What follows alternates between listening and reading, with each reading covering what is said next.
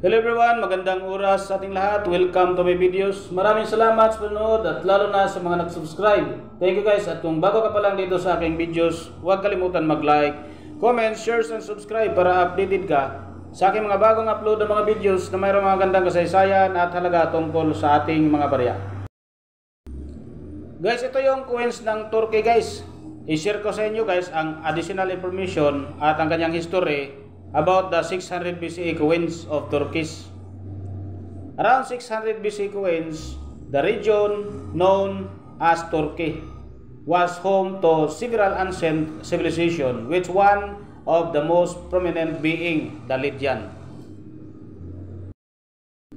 The Lydians are credited with issuing the first known coins, which were made of electrum, a natural occurring alloy of gold and silver.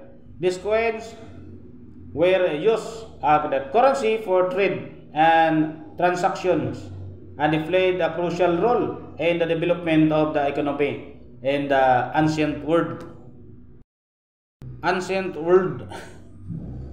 In the modern day Turkey, the materials design the Lydian coins were typically made from electrum, and their designs feature simple imagery like the head of a lion or a combination of the geometric patterns.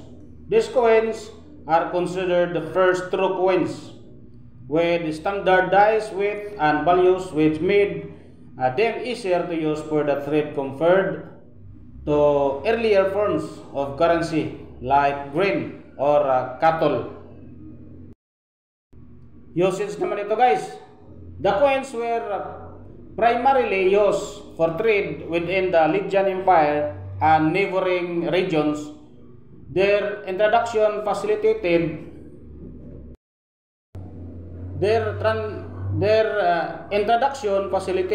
easier transaction and helped expand commerce between different civilizations in the ancient Near East. They were a significant step in the development of monetary system. At ang kanyang legacy naman guys, the Lydian invention of the coinage spread to other regions and cultures, significantly influencing the coinage system of Greece and Persia, and later the Roman Empire. This marked a critical moment in the history of the economics. At ang kanya namang living status in the region sa ngayon ay ang modern Turkey today. The era that was once Lydian is part of the modern Turkey, located in the western part of the country. The city of Sardis, the capital of the ancient Lydian kingdom, is a significant archaeological site in the Manisa province of Turkey. Modern Sardis, the ruins of Sardis are located in the modern town of Salili. The site is home to the remains of the Lydian royal palace, a large temple dedicated to Artemis, and the famous ancient synagogue. Sardis was also a crucial city in the ancient world and was known for its wealth and largely attributed to the invention of coinage. Mayroon din siyang living condition sa region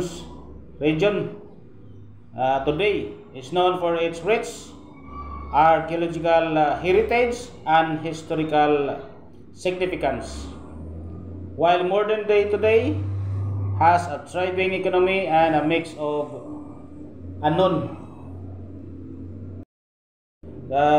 urban and the rural communities.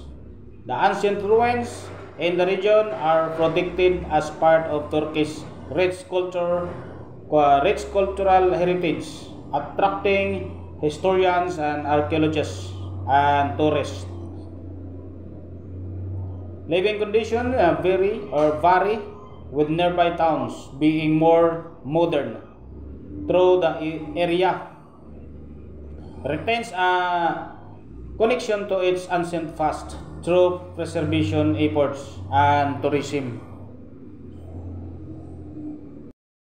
So yun guys, ang kanyang napakagandang history guys dito sa ating barya ng Turkish guys.